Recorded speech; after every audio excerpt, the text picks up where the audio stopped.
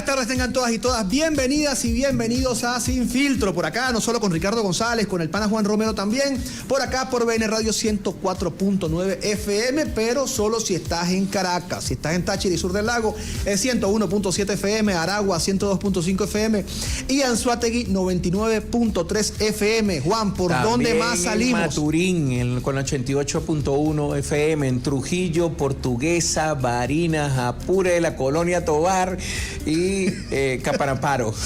No, el de la Colonia Tovar. Mentira. El de la Colonia Tovar creo que es 102.5. Trujillo, Portuguesa, Barinas y Apure 89.1 y Nueva Esparta 106.5 FM. Pero pronto estaremos como aquella propaganda del padre de Aditu. ¿Te acuerdas? En cada Colonia, Barquisimeto, Portuguesa, La Horchila y pronto en La Tortuga con nuestro amigo Eli Padrón. Era ese locutor, ¿no? Eli Bravo. Era Eli Bravo. ¿No? ¿Era Eli Bravo? No, era el de Aditus, Pedro... ¿Cómo se llama el chamo que cantaba? El vocalista de Aditus, Pedro... ¿Qué? Castillo era, creo. Pedro Bayuste, dice aquí. Pedro Bayuste a saber, no me acuerdo el nombre de Pedro. Así que bueno, tengan muy buenas tardes todos. Son las 6:12 de la tarde. Ayer bajó la neblina en Caracas. Caracas, hermano, parecía... ayer estaba haciendo frío en el Zulia. Hacía frío en el Zulia. Yo ayer hice un trail en la frontera con Colombia, en el municipio de Mara, y estaba haciendo fresquito, hermano. Y cuando digo fresquito es que la temperatura estaba por debajo de los 35, 36 grados, que esa vaina es frío en Maracaibo. Mira, me dicen por aquí también que estaba nevando en Machique. Me dice Anuar Yunese que estaba nevando allá en Machique del frío que pegaba en Caracas. Pero bueno, hoy el programa está un pelo más corto de tiempo, producto de... la cadena presidencial sumamente importante que acaba de finalizar del presidente Nicolás Maduro, porque hoy se celebró una sesión especial en la Asamblea Nacional, pero también se solicita de la Asamblea el enviar al doctor Humberto Fernández Morán al Panteón Nacional, y de inmediato el presidente de la República, va y rinde tributo al doctor Humberto Fernández Morán. Leo la noticia reciente en Venezuela News. El presidente Nicolás Maduro participó en el acto de ingreso al Panteón Nacional de los restos mortales del doctor Humberto Fernández Morán, restos que ahora reposarán evidentemente en el Panteón Nacional, quien falleció a los 75 años de edad el 17 de marzo de 1999 por aneurisma cerebral. Humberto Fernández Morán es reconocido por ser un científico destacado venezolano que dejó una huella imborrable en el ámbito de la ciencia y la investigación, siendo uno de los hombres más importantes de la ciencia en nuestra nación. Sus restos quedaron incinerados y sepultados provisionalmente en Suecia. Sin embargo, en cumplimiento de sus deseos, fue repatriado a Venezuela en el año 2005. ¿Para dónde?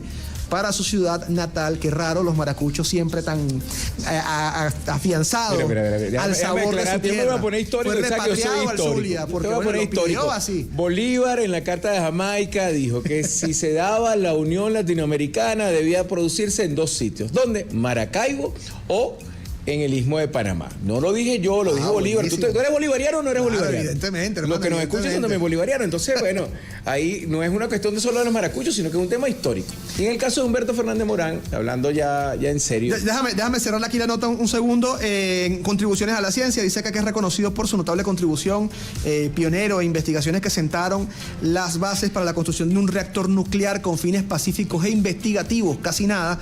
Fundó el IBIC, Instituto Venezolano de Investigaciones Neurológicas y Cerebrales, IFNIC, conocido ahora como el IBIC. Comenzó como ciencias neurológicas y cerebrales, sí. Y ahora es de investigaciones científicas, donde realizó ciertos aportes que son los siguientes: la mejora de técnicas como la microscopia electrónica y la introducción del concepto de la crioultramicrotomía. Si usted no sabe de qué estoy hablando, Humberto Fernández Morán sí lo sabía a cabalidad, y bueno, y por eso es que está allí en este espacio en la historia, y creó las cuchillas de diamante para seccionado ultrafino, que este fue uno de sus mayores aportes. Ahora sí, señor Juan Romero, dele con todo y explíquele. Fíjate, ahí hay a la población dos cosas que yo quiero resaltar, ¿no? Fuera del maracuchismo, leninismo con el que siempre nos acusan.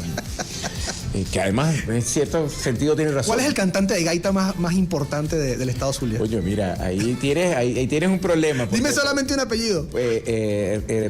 Tienes el monumental de la gaita, Ricardo Portillo. Ahí tienes que decir maracuchismo, bustillismo.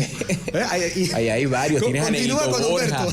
tienes a la gente de Guaco, sí, ahí me puedes meter tú en tremendo lío en este momento. Pero continúa con Humberto Fernández Morán. Vamos a continuar con eso, que mejor que me ponga histórico y no gaitero, porque me van a deportar de Maracaibo después de 40 años viviendo allá. Mira, con Fernández Morán hay dos cosas que señalar. Lo primero es que toda la estructura de gobierno del pacto de punto fijo fue contra él, por dos razones. Una, que sí, efectivamente fue ministro de Pérez Jiménez en la última etapa, pero más que eso es porque Humberto Fernández Morán fue un hombre cabal, éticamente comprometido, y que entró en conflicto directo inmediato con lo que era la estructura de poder planteada por el Pacto Punto Fijo.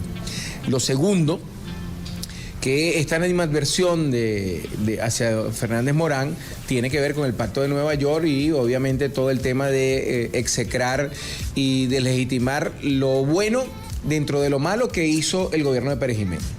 Fernández Morán le planteó a Pérez Jiménez la estructuración del primer reactor nuclear en América Latina. Eso significaba retar a los Estados Unidos, a Inglaterra, a Francia, ¿no?, a Rusia, que tenían el control sobre el uso de la energía atómica. Hasta el momento sigue estando esa disputa. Sí, es lo que se llama el G5. Sí, señor. O sea, el G5 que dirige la Agencia Internacional de Energía Atómica hasta el día de hoy controla eso para ahí. Sí, Morán fue el que concretó eso.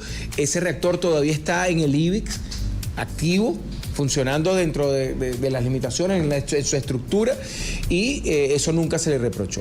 Pero lo tercero que yo quiero señalar, y lo decía el presidente Nicolás Maduro ahora cuando intervenía, es la dignidad de Humberto Fernández Morán. Y esto es importante que lo digamos a propósito de la cantidad de venezolanos que están por todo el mundo despotricando de su carácter de venezolano porque tienen diferencias políticas. Humberto Fernández Morán, siendo perseguido, siendo exiliado, obligado a eso por los adecos y los copellanos, jamás habló mal de su patria. Se negó a recibir la nacionalidad norteamericana, que era la precondición que le dieron para otorgarle el premio Nobel por sus descubrimientos de microscopía. Se negó, dijo: no, soy venezolano, lo seguiré siendo, y lo mantuvo hasta el final de sus días. Tanto es así que, teniendo la posibilidad de adquirir otras nacionalidades como la suiza, la inglesa o la francesa, también se negó y pidió, como tú muy bien lo señalabas, que cuando muriera sus restos fueran enterrados en la tierra de la Pepa Queso. Sí, señor. ¿Dónde es la tierra de la Pepa Queso? Señor, digo yo lo que viniera a Venezuela, no la tierra de la Pepa Queso. ¿Cuál es la tierra de la Pepa Queso? La tierra de la fritanga, la tierra de... No, hay sabor.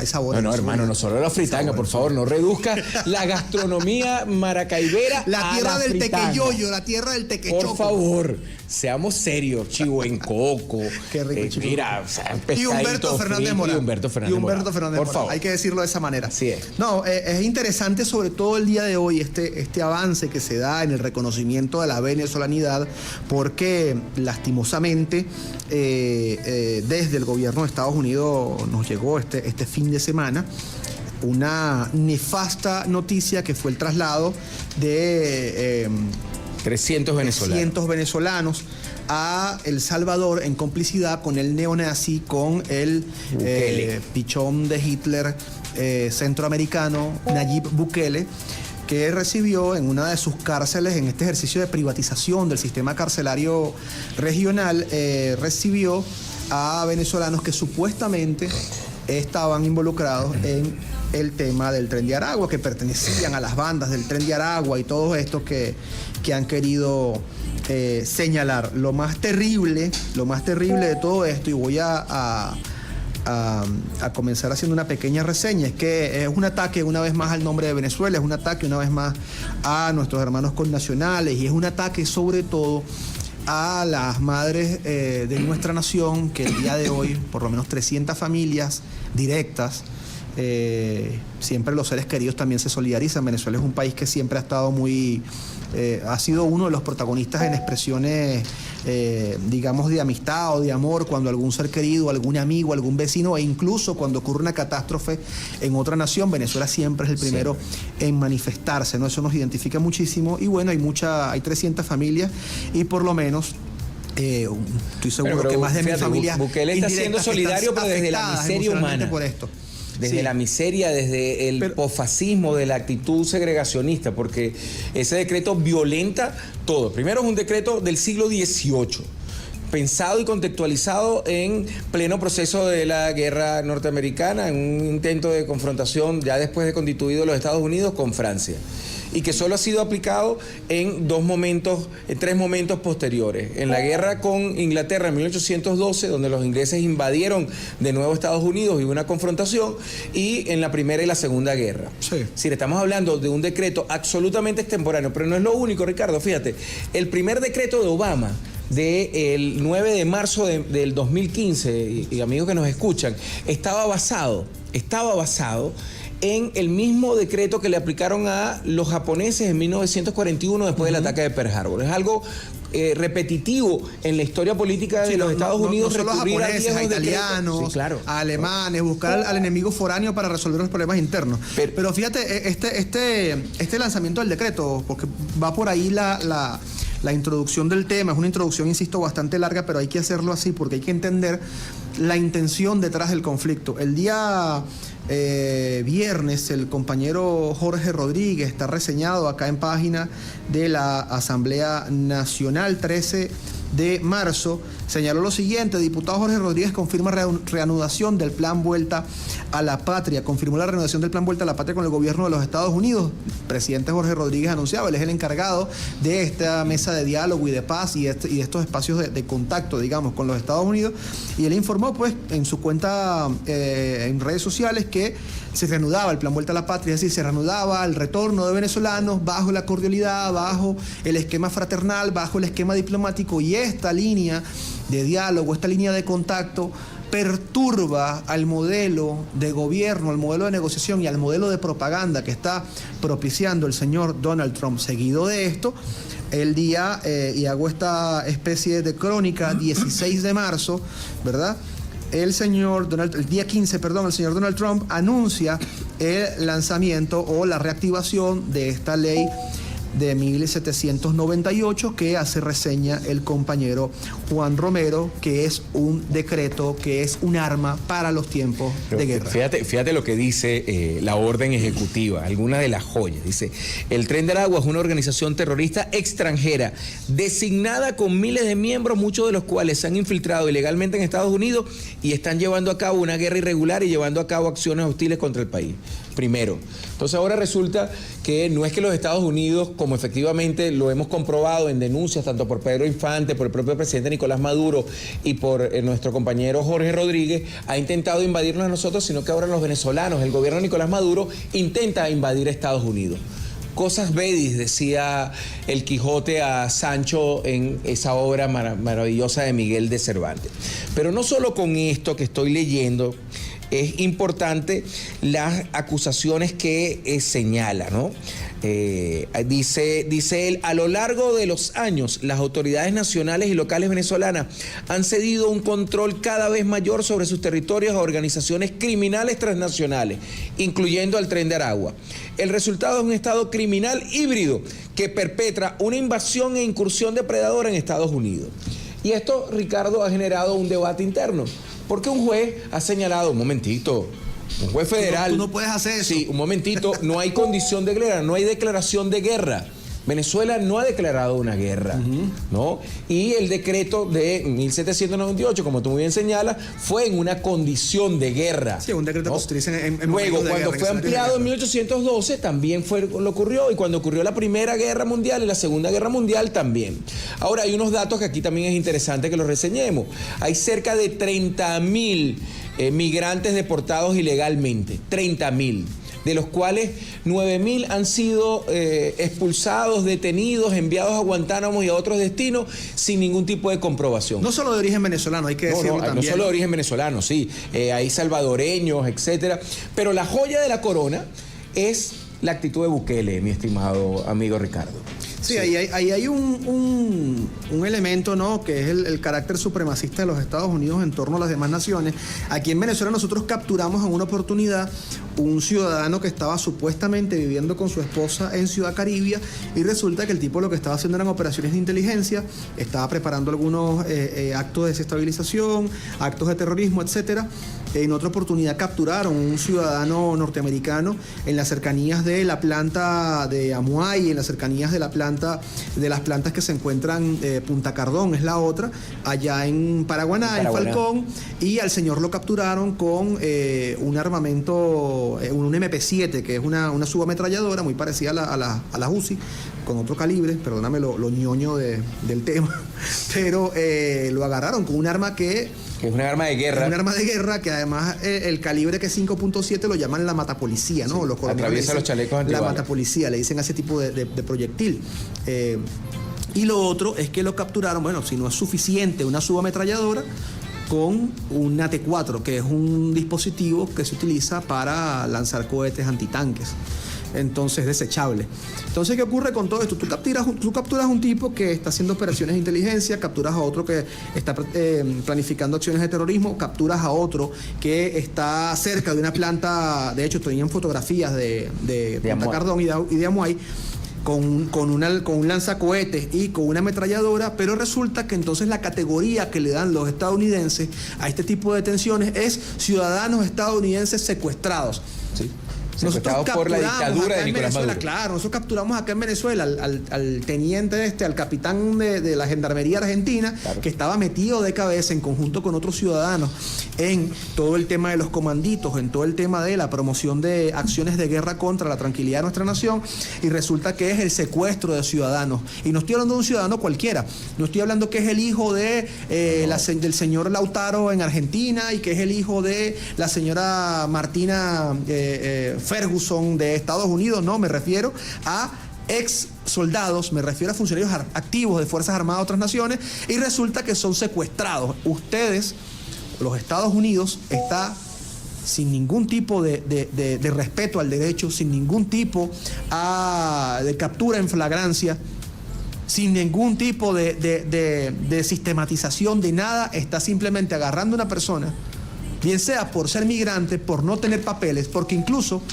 el que es migrante ilegal tiene que tener un procedimiento jurídico. Entonces sí, los están agarrando y bueno, está bien, pues tenlos en un sitio de retención. Fíjate lo que dice, que es violatorio de todas las normas internacionales. Tenlos dice, en un sitio de proclamo retención. que todos los ciudadanos venezolanos mayores de 14 años que sean miembros del Tren de Aragua, sin verificarlo, que se encuentren en Estados Unidos y no estén naturalizados ni sean residentes permanentes legales de este país, pueden ser detenidos, retenidos, asegurados y expulsados como enemigos extranjeros. Todo a partir de los 14 años. Es decir, violenta todas las normas internacionales de protección a menores, sí, violenta todas las normas de protección a migrantes, violenta todas las normas internacionales de un debido proceso y, por supuesto, además, violenta todos los derechos humanos de los que son detenidos en este contexto. Es una maravilla. Pero fíjate, Ricardo, que yo creo que hay un elemento que debemos ser muy puntuales. Porque cuando leemos todo, yo los invito a buscarlo, la orden ejecutiva, ahí se habla de invasión, se habla de un gobierno, se habla de guerra, se habla de incursión. Es la construcción de Venezuela de nuevo como un estado forajido. Un estado forajido. ¿Eso está en la orden? Eso está en la orden ejecutiva que acaba de 1817 que acaba de invocar Trump. Sí, que acaba de invocar. Mientras nosotros buscamos la orden acá, vamos a escuchar un pequeño tema de La Raíz con Tony Mejía y ya venimos con mucho más de Sin Filtro por acá por BN Radio, el mejor circuito radial de Venezuela. Mejías y La Raíz con el grito latinoamericano para hacer un poquito de frente a todo, para levantar ese ánimo en contra de estas agresiones que le han hecho a nuestros hermanos, que bueno, ya, insisto, para hacer un poco de reseña para quienes nos están sintonizando en este momento, desde la Asamblea Nacional y el compañero Jorge Rodríguez de esta Comisión de Diálogo y de Paz, se está abriendo la puerta y el Gobierno Nacional abre la puerta para la reactivación del plan Vuelta a la Patria, y el fin de semana meten el golpe del decreto de Trump del rescate de esta ley de 1789, perdón, 1798. Y acto seguido se trasladan a 300 venezolanos a las cárceles de El Salvador, a las cárceles de máxima seguridad de El Salvador, en condición de secuestrados. Esta mañana Venezuela despertó con un conjunto de videos, con un conjunto de denuncias, que tenemos un sonido por allí, compañeros de estudio, si son tan amables. La tienes allí, el sonido que te mandé, de denuncias donde resulta que los jóvenes que aparecieron en este video, que el señor Nayib Bukele lanza como si fuese una superproducción hollywoodense, ¿no? Qué raro, o sea, no es un acto de propaganda lo que hay, no fue un acto de propaganda, no utilizaron a nuestro muchacho como un acto de propaganda, cuando se realiza este traslado, y cada secuestrado, uno por uno, tenía un camarógrafo que le iba haciendo la caminata de mano, ¿no? Como si fuese una especie de Steadicam. Para los que saben de audiovisuales saben digamos, la producción que hay detrás de todo esto, la producción con drones, con iluminación, bueno, todo esto. No fue de repente como de repente, mira, deportan a una persona, por ejemplo, cuando deportan, que ahí sí es una deportación de peso, cuando deportan un narco, cuando nosotros de Venezuela hemos extraditado narcotraficantes, que evidentemente se colocan unas cámaras y hay todo un dispositivo de seguridad, entonces agarran a un muchacho, que ya vamos a ver qué tipo de personas están detrás de estas detenciones. Agarran a un muchacho y lo llevan 300 policías alrededor con la cara debajo y le rapan el cabello como caracteriza estos sistemas represivos, y realizan toda esta superproducción. Pero el día de hoy se descubrió lo siguiente. Adelante. Mirelis Cacique cuenta que habló con su hijo Francisco el sábado por la mañana, que le dijo que iba a ser deportado, pero no sabía dónde. Al revisar la base de datos de ICE, del Servicio de Inmigración, la mujer se da cuenta de que Francisco, que tiene 24 años, que es barbero de oficio, no aparecía. Y fueron sus hijos que vieron esta fotografía. No se le ve el rostro, pero dicen que lo reconocieron por sus tatuajes. Lo reconocimos porque, terminé viendo la foto, el capture, de que ellos me están enseñando, mami, sí es él.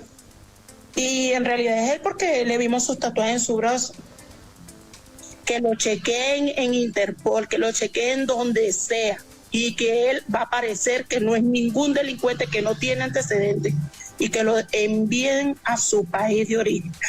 Noticias Telemundo se comunicó con el Departamento de Seguridad, también con ICE directamente, para confirmar el traslado a El Salvador y si Francisco tiene antecedentes penales, pero estamos todavía esperando un traslado. Normalmente aquí vamos a ponernos formales, ¿no? Cosa que es muy difícil en este caso contigo y conmigo. Para hacer la deportación deben de cumplirse ciertos trámites, es decir, debe haberse comprobado el delito objeto de la deportación y debe haber una solicitud, ¿no? Bukele no está solicitando la deportación de los venezolanos. Bukele está cobrándole al gobierno de Donald Trump 6 millones por retener durante un año. Entonces, o sea, estamos hablando como es que es una especie de resort carcelario lo que le está cobrando a Donald Trump. Pero solo que el goce es para Bukele, con esos 6 millones. Pero además, la cárcel donde están siendo destinados estos venezolanos está acusado en este momento por las Naciones Unidas y otras organizaciones internacionales de ser de las peores en violaciones de derechos humanos. Ojo, ahí vamos a hacer una pausa. Señor Nayib Bukele, ciertamente, yo no conozco un presidente estadounidense que haya sido apresado por crímenes de lesa humanidad, que haya sido juzgado por crímenes de lesa humanidad, porque evidentemente ellos tienen lo que James Bond llamaba licencia para matar, ¿no? License to kill. Pero él no. Usted es de El Salvador. Usted es de Centroamérica. Usted pertenece a un grupo social, así como nosotros, que venimos de pueblos indígenas. Y así nos ven sus amos del norte. Así lo ve el señor Donald Trump. La historia da muchas vueltas. Así es. Y ojalá que en algún momento usted sea llevado ante la justicia por la asquerosidad que le está haciendo no solamente al pueblo de Venezuela. Fíjate que en el fondo hay varios elementos, ¿no? Primero, lo habíamos dicho cuando estábamos aquí con Pedro, hay un enfrentamiento en lo interno de la estructura de poder. Un juez federal se opuso a la medida señalando, 1, no estamos en condiciones de guerra, 2, no se ha cumplido el proceso adecuado, 3, no hay ningún elemento de convicción que efectivamente los una contra como parte del Tren de Aragua, y 4, no hay ninguna demostración que el Tren de Aragua efectivamente sea un elemento utilizado por el Estado venezolano para producir una situación de guerra, una causa bellis como se denomina. Ninguno de esos. Bueno, Trump, a pesar de eso, dice, no me importa nada, y el día de ayer los deporta. 1. 2. Insisto mucho en la afirmación que lleva el decreto ejecutivo firmado por Trump, porque hace afirmaciones que el Estado venezolano viene estableciendo vinculaciones, habla del cartel de los soles, recopila el hecho de que hay una recompensa por la cabeza de Nicolás Maduro y Diosdado Cabello y el ministro Vladimir Padrino, ¿no? Entonces se trata de una componenda sumamente amplia y peligrosa para la situación, un escalamiento de la violencia hacia los venezolanos, no hacia el gobierno de Nicolás Maduro, no hacia Diosdado Cabello, no hacia el presidente de la Asamblea, hacia todos los venezolanos, ¿no? Y aquí hay que colocar las cosas con nombre y apellido también, ¿no? Y es que hay que recordar, yo creo que bien lo hacía el presidente Jorge Rodríguez en la Asamblea el día de hoy, cuando señalaba a la señora María Corina Machado como una de las grandes culpables de la tristeza que hoy embarga y que hoy golpea a más de 300 familias venezolanas. También señalar al señor Julio Borges como el otro culpable de haber promocionado y de luego haber señalado a los migrantes venezolanos como una plaga para toda América y para todo el mundo. Pero también recordar que el señor Juan Guaidó, pero sobre todo el señor Carlos Paparoni, esta semana se regocijaba de haber hecho todo el lobby posible, es decir, de haber chupado toda la media posible y de haber recomendado a los Estados Unidos que aplicaran esta ley 1798, que es una ley de guerra, como bien lo viene diciendo el compañero Juan Romero, contra ciudadanos comunes que hacían vida en Estados Unidos. Si escuchamos, por ejemplo, algunas de las denuncias que están saliendo de personas que reclaman, y además hay algo muy bonito, Juan, y es que toda una comunidad ha salido en defensa, digamos, de un muchacho que identifica en una fotografía. Cuando tú migras, un ejemplo, tú migraste, el sitio donde creciste, tu familia, las familias que te rodearon, tus maestras del colegio. Ojalá que este mensaje lo escuche, que sé que muchos estamos dando este mensaje, ¿no? Que lo escuchen estos jóvenes, si se da la oportunidad. Ojalá que les llegue, o por lo menos, bueno, que les llegue la buena vibra, ¿no? Yo, a pesar de mi ateísmo, creo mucho en las energías, en el tema de que lo bañe sí, toda esta buena vibra, ¿no? Cuando a ti esa gente que te vio crecer te defiende, es porque eres un buen chamo. Sí, porque si no te dan leo de una vez. Es porque eres un buen chamo. Vaya mal mensaje que le ha dado María Corina Machado a sus seguidores. Pero es que no puede hacer otro, porque al final, fíjate, lo que une a Donald Trump, lo que une a Julio Borges, lo que une a Leopoldo López, lo que une a María Corina Machado, es la prepotencia del neofascismo, ¿no? La prepotencia de creerse, 1, una raza superior y elegida, 2, que porque tienen dinero han construido o han logrado construir una fortuna, son mejores. Eso es una herencia, mi querido Ricardo. Pero no es construir, no es construir. Sí, no, es que no ha sido algo fruto de su trabajo. No, para nada. O sea, hay especulación. De hecho, el bisabuelo de Trump es migrante, claro, migrante alemán, a ver, ¿no? No es que Trump vino con... Y hay quienes dicen que es financista, el partido nazi, también la ascendencia de Elon Musk también. Por ejemplo, ¿no? Entonces, hay un conjunto de elementos que ponen en duda el tema de la migración. Pero debemos recordar, en este caso, que es la visión supremacista, claro, una visión supremacista sumamente peligrosa, y que es especialmente aplicada con Venezuela no por gusto. Es decir, Chávez, Nicolás, han rescatado un tema que es el tema de la unidad latinoamericana, el tema de la soberanía, de la defensa de la independencia, la confrontación contra el capital, ¿no? Y por supuesto el intento de construir de nuevo la unidad. Eso es un peligro en la lógica de Trump y en la lógica de los intereses. Pero insisto mucho en que esto deja ver las fisuras hacia lo interno del bloque de poder de los Estados Unidos. Sigo con la noticia de Francisco Francisco Javier García, que es este joven que ha sido identificado por parte de, o digamos, desde sus familias, de sus comunidades que le identificaron, le han estado prestando apoyo. Dice acá, un barbero llamado Francisco Javier García está entre los más de 230 deportados a El Salvador desde Estados Unidos por ser presuntos miembros del Tren de Aragua. Dice acá, hoy escribo con el corazón arrugado, destrozado en 1000 pedazos, ya que mi hermano se encuentra en El Salvador deportado, enfrentando una situación muy difícil, tanto para nosotros como para él, que nunca había estado preso. Resulta que el hermano de él escribió a través de las redes sociales solicitando el apoyo, evidentemente, al Estado venezolano, a Diosdado Cabello como ministro de Interior y Justicia, y al ciudadano fiscal Tarek William Saab, y al presidente Nicolás Maduro Moros, diciendo, bueno, dando la reseña de la vida de su hermano Francisco, y este joven, según indica su hermano Sebastián, se ha dedicado a ser barbero. Su única falta ha sido ingresar a los Estados Unidos como inmigrante. Y hay una segunda falta, ¿no, Juan? Que es el hecho de tener tatuajes. Sí, o sea, estamos volviendo...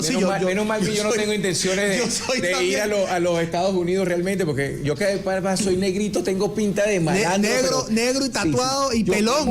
Los salvatruchas están pelados. Mira, con piercing, con todo. Lo que me falta es ponerme una argollita aquí en la nariz para que digan eso es tremendo choro.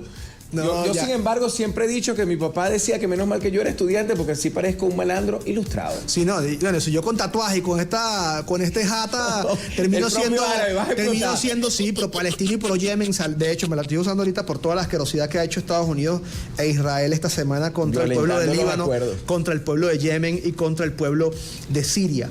Pero bueno, este joven que no está metido ni siquiera en política, que no pertenece ni siquiera al Partido Socialista Unido de Venezuela, nada, que no milita en ningún área, simplemente corta cabello, claro, por ser venezolano, tener tatuajes, fue enviado a una prisión, claro, como criminal. Fíjate, pero la cosa va más allá. Yo quiero ir, mira, no es nada más el elemento de digamos, porque no van a parar aquí. Es aquí donde quiero la reflexión. No va a parar, el señor Donald Trump no va a parar en sus agresiones y en su violación a los derechos de los seres humanos. No va a parar acá. Estados Unidos deportó a México una niña con 10 años que luchaba contra el cáncer.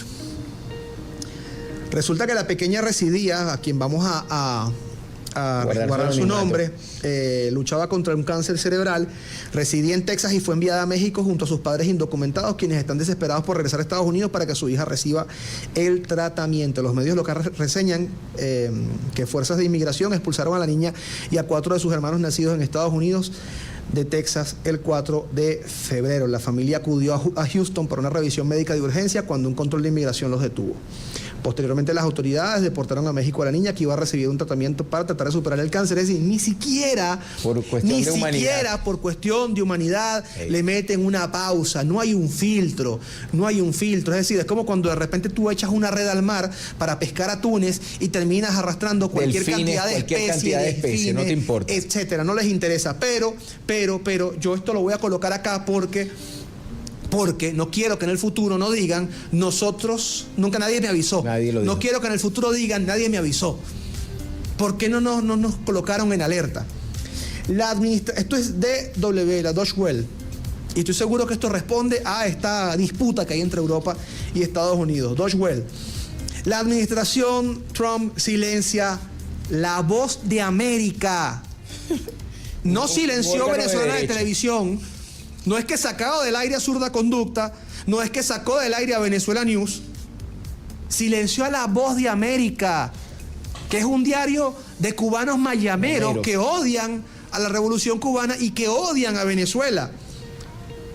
La Voz de América, Radio Free Europe, Radio Liberty y Radio Free Asia son las voces sin censura para los habitantes. Esto lo dice, no lo dice Ricardo González, no creo que sean así. Creo que son medios financiados por la USAID, etcétera. Pero según la derecha, son voces sin censuras para los habitantes de muchos estados autocráticos. O sea, ya el Deutsche Welle está caracterizando a Donald Trump como un estado autocrático. Entonces el presidente recortó su financiación por decreto.